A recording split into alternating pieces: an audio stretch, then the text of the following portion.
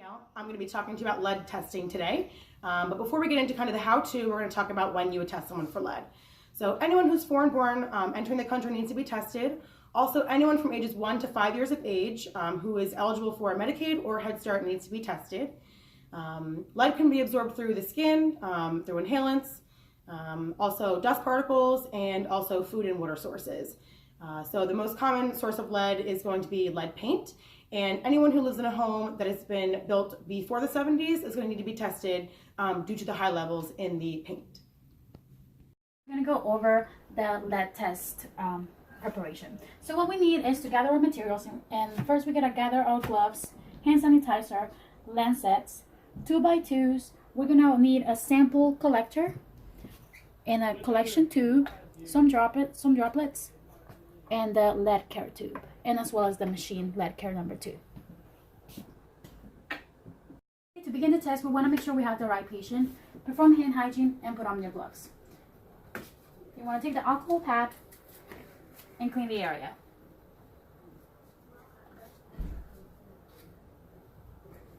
You will take the lancet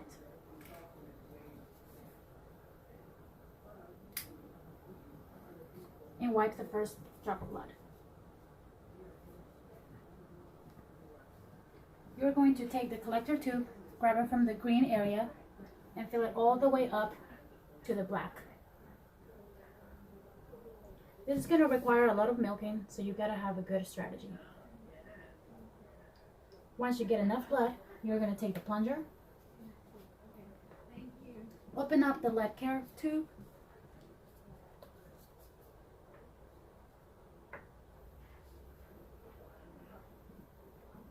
and drop the blood sample in the tube. Once that is in, you want to close it